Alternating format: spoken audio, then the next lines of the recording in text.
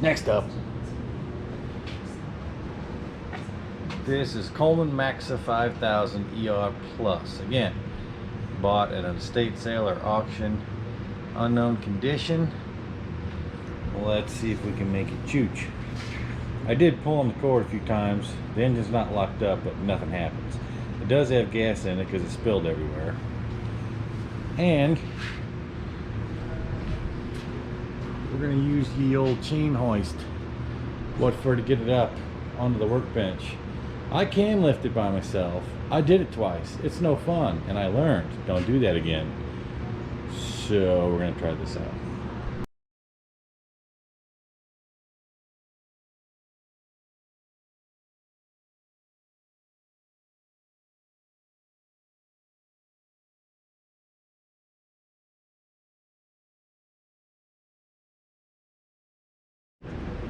Much better. Now I can deal with it.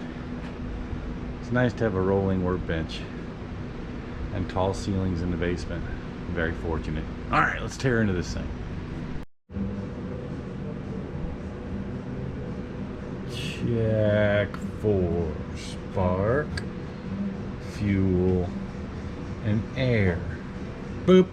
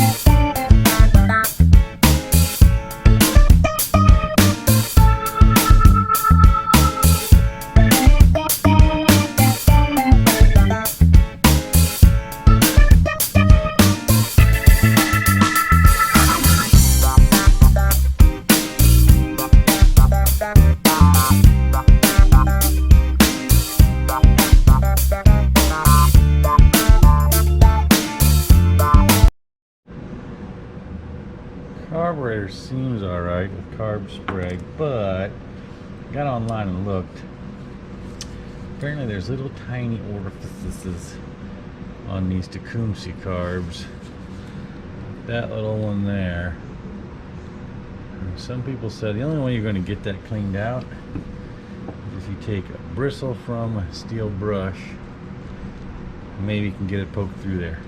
I couldn't tell if carb cleaner was going through it or not, but I'm going to give it a poke and see if I can make something be different. We'll see.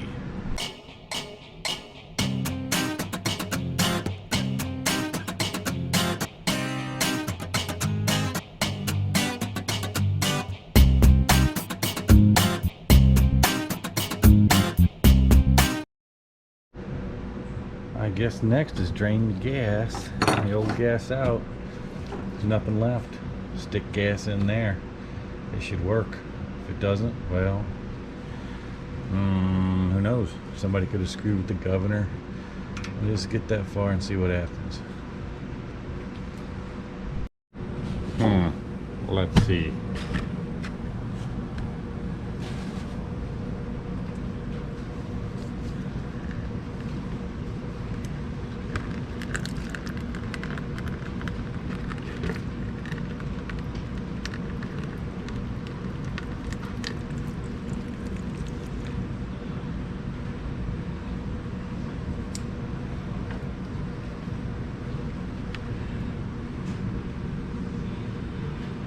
I think the schmutz that's in there was in there before. It's a little yellowish, but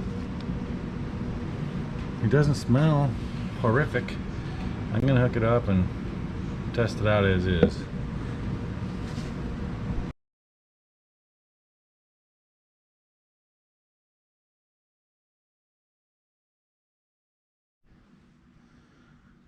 Well, time to go for it. Contact. Hoop. Oops. Hoop. Hoop. Got a light bulb hooked into the 110 side, so if it actually starts, we'll know if the generator part works too. Hurry up. Hurry up. Yeah, can't put you anywhere that you're not in the way. Huh. Try that.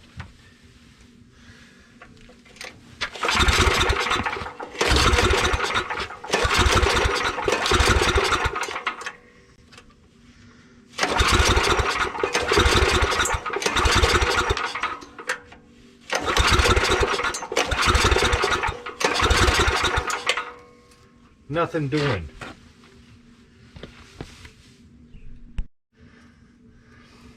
Buck number 2.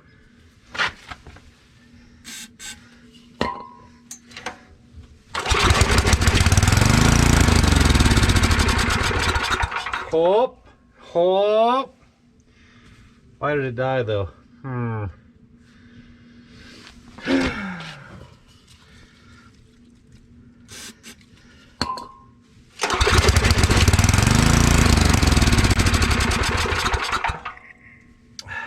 Well, probably means the carburetor's pooched. Huh. But the electric did come on.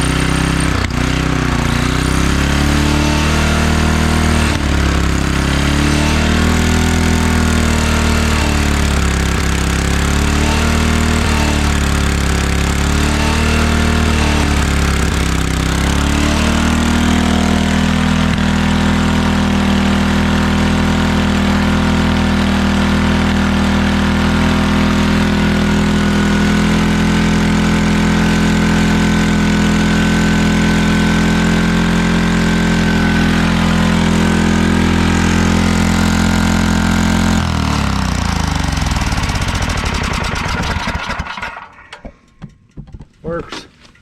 It's running out of gas.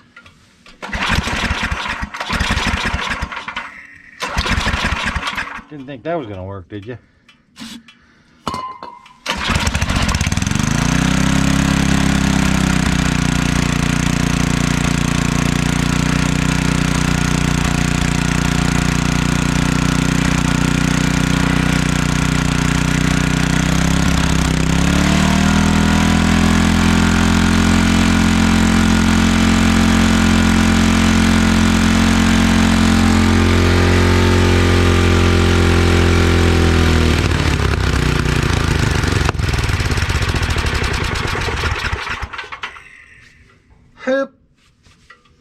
Okay, sadness happens.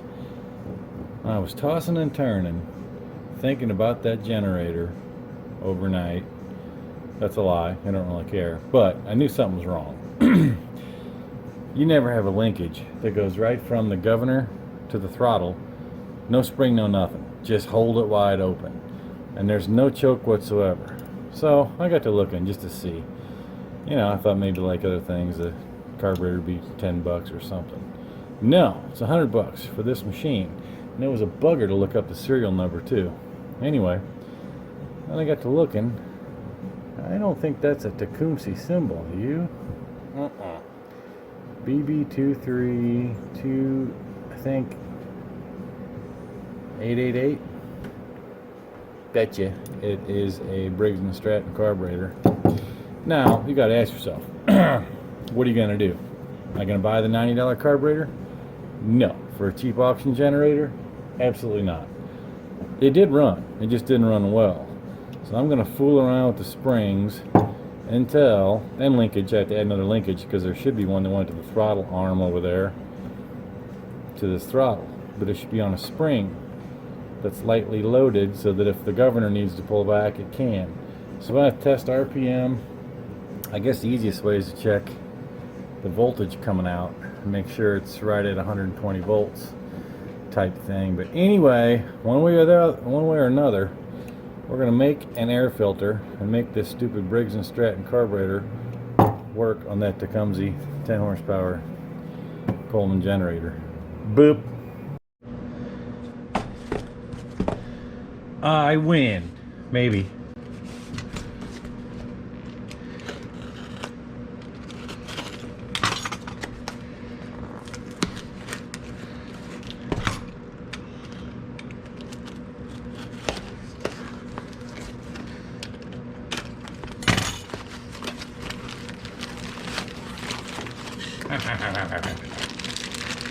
$6.29, including delivery. But will it fit? I don't know. Be the one. Be the one.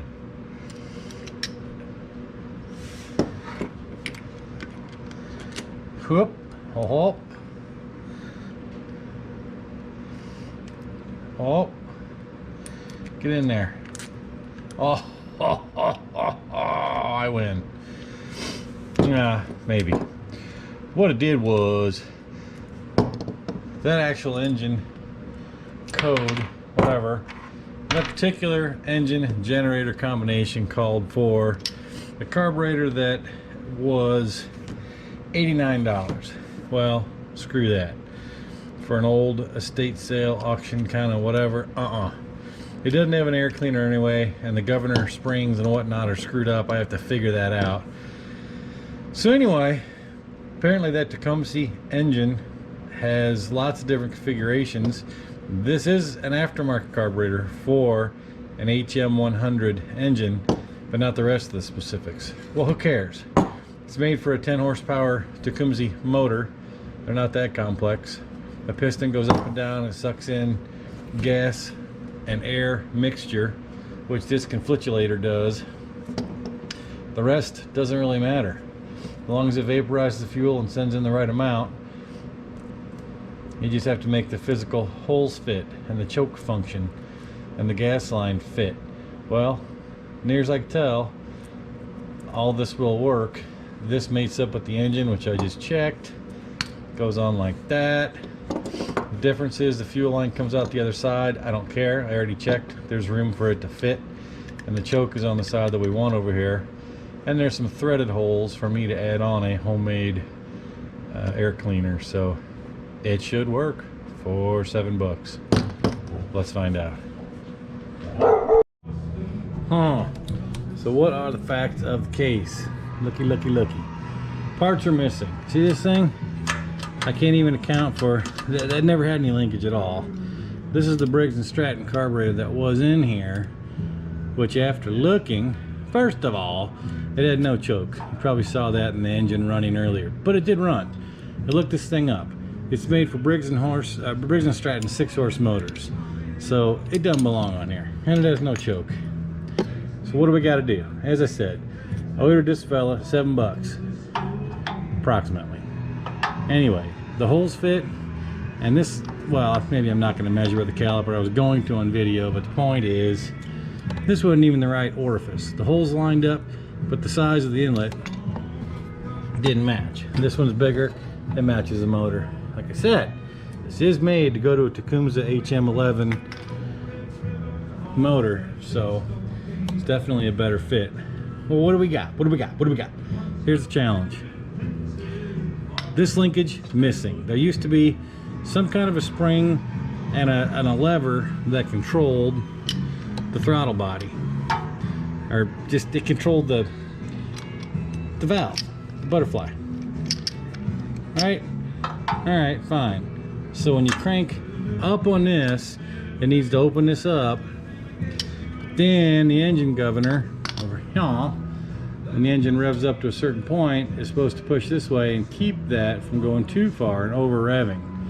Well, it's going to be determined on this motor by, I think, the voltage it's putting out. If it revs up too high, you're putting out too high a voltage, and too low, same idea. So that's the challenge, to figure out the springs and the linkage to make this carburetor that doesn't actually belong, but it belongs a heck of a lot more than that one, on this generator, and get it putting out the correct voltage and running smoothly at the correct RPM. There you have it. Side note, I don't know what this port does on this carburetor. It goes right there. I assume that is for priming. So unless I want to manufacture that from scratch, which I don't, I'm just gonna have to live with having to pull it a couple more times. But at least you have a choke now that you didn't have before. Anyway, I just capped it off with a vacuum cap off line. Challenge number 3, or whatever the heck I'm talking about. This, I said it would fit, but it's a tight squeeze over here. Alright, there's not much room for the fuel line to stick out there. There is, I mean, it would work, but this came with this. I don't really know how that comes out, if it's just a press fit or not. I don't want to tear it up, but this would be nicer if it pointed a direction that made more sense to put the fuel line on. I have to fool with that. See, if that just pulls out and it's a press fit, then I'll shove this one in there. We'll see. So what do we got here? Well, showed you the carburetor.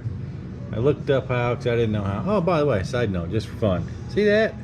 If you ever want to know how many things you use, or what things you use a finger for, hit it with a hammer real good, and you'll find out all the things that normally you would use that finger for.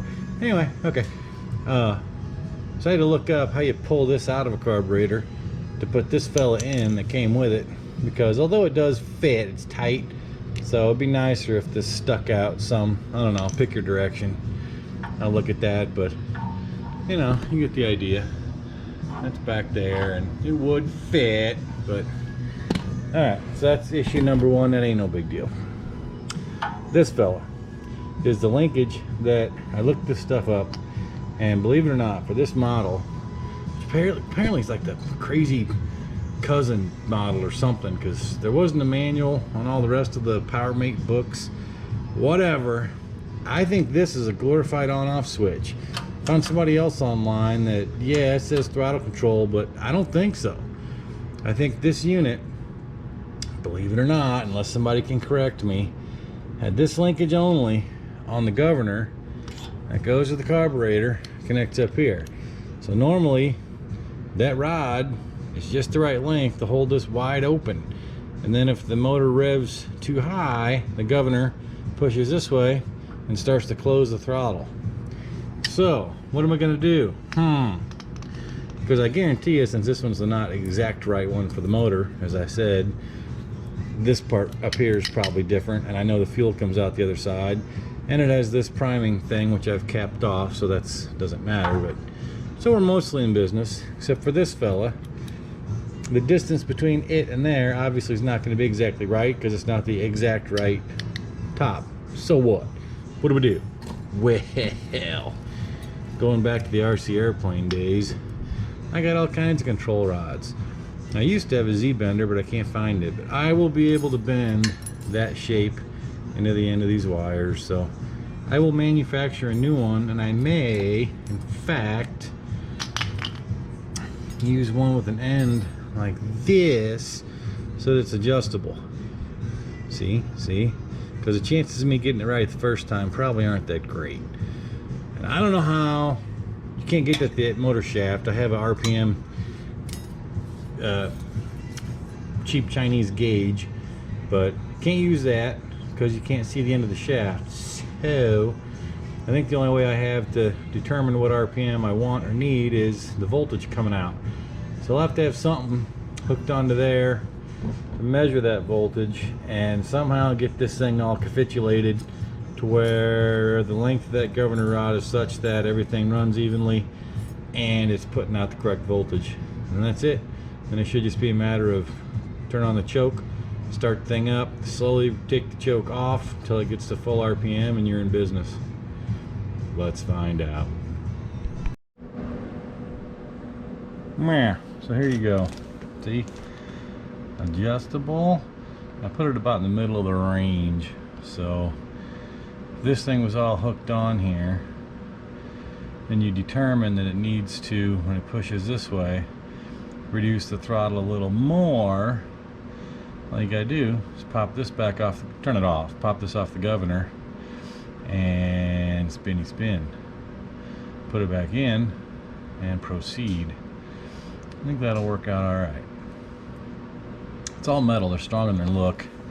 There's a clip that goes on the pin to keep this from coming apart once you're done. That's it. I'll try to put a Z-bend on this. Here's the original one. It's close, I think. So anywho, if I was lining stuff up halfway with my eyeball, something like that, see what happens. Oh, no, it needs to poke in that way. So to get around the muffler, down that way. See what happens. Hi-yo.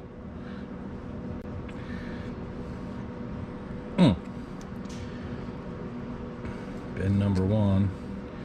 Now's where it gets tricky. I don't know if I'll be able to do this on the camera. Probably not. I gotta switch to where I can get better leverage. Hold on. Nah. So that's what we got. I knew, I can tell by looking, this needed to be a little longer than the original, which it is now. That's the little fake Z-bend I put on it. But anywho, you can always fix that if you want. I mean, if you don't want it to be the same distance or whatever, like I said, whoop, see what I mean? Room to go the other way. You get the idea. I'm gonna put it together and see what happens. So we got to make a self-tapping screw. What for pulling that thing out of there? So says the internet. See if we can tear that up. Ah! Of course I dropped it on the concrete floor. Hold on. Cheeseless brittle things.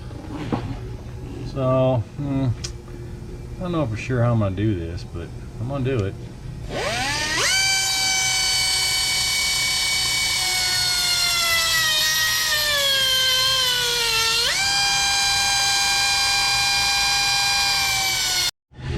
Here's the stack up.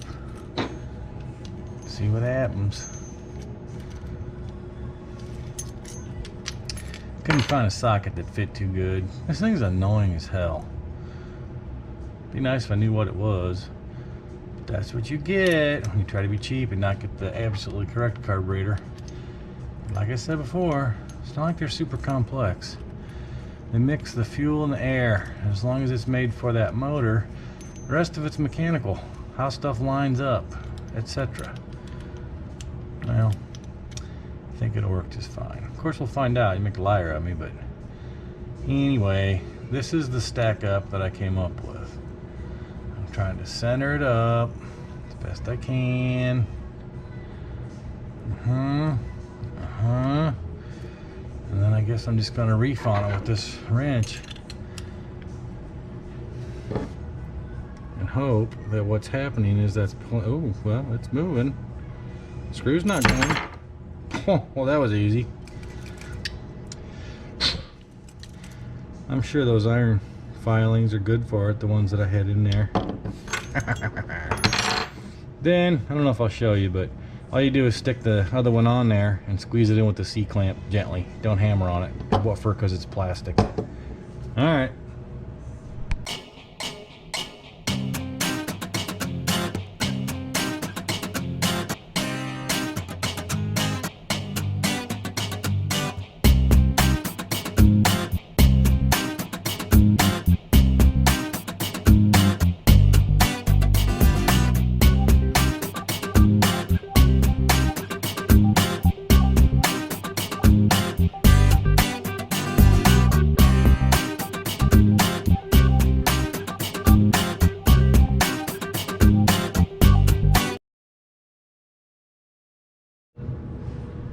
Alright, I think it's gonna work.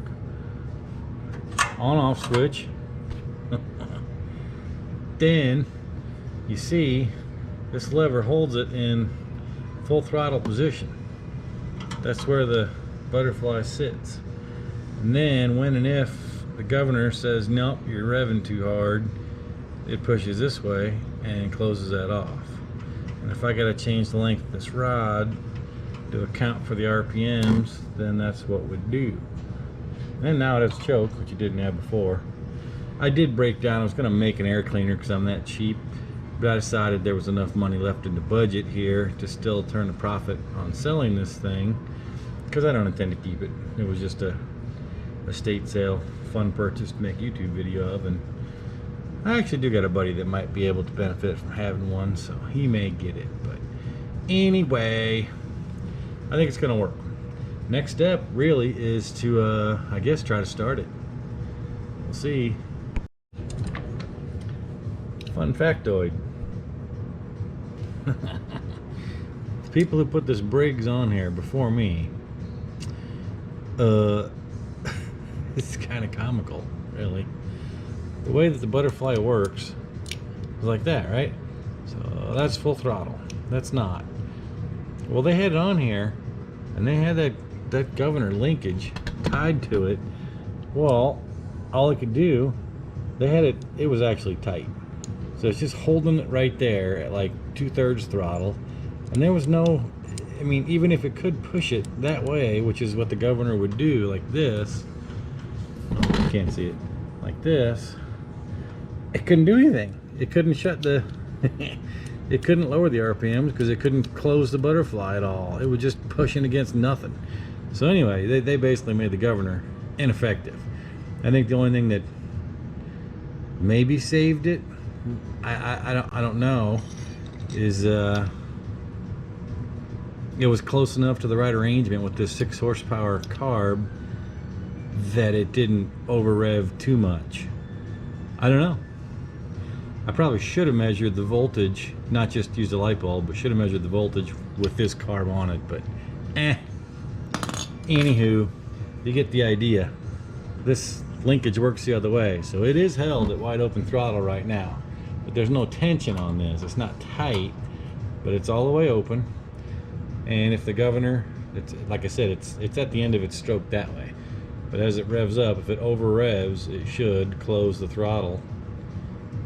And I'm sure I'll have to adjust that a little to get it to be just right. And there is an adjustment nut here for the spring, so that might need tweaking too, but I don't know. I'm not going to do all that on camera because I'm not going to do it live with the motor running either. I'll start it up, see what it does, and then make adjustments and tweak on it till I get it right. All right, I think it's going to work. So here it is, and oh man, is it ugly. Check out that little hideous nest. I did testing off camera because that's a pain in the ass. Anyway, you can see everything still functions. The governor can pull it over if it needs to. And it's ugly as hell. But, I demonstrate for you. Contact.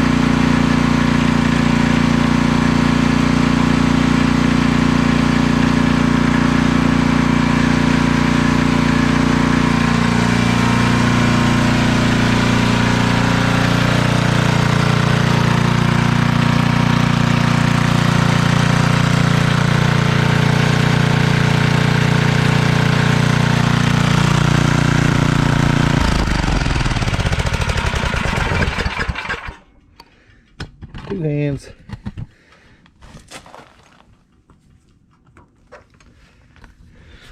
That's it. It's ugly. I knew something was hosed up with that linkage, but I think that guarantees it won't over rev. The governor can control it and lower it if it needs to, like it's supposed to. And the other spring fights it, so it holds it in a reasonable configuration to where you get 120 volts or 240, or as close as is reasonable at this point. That's it. We're leaving it at that. Thanks for watching.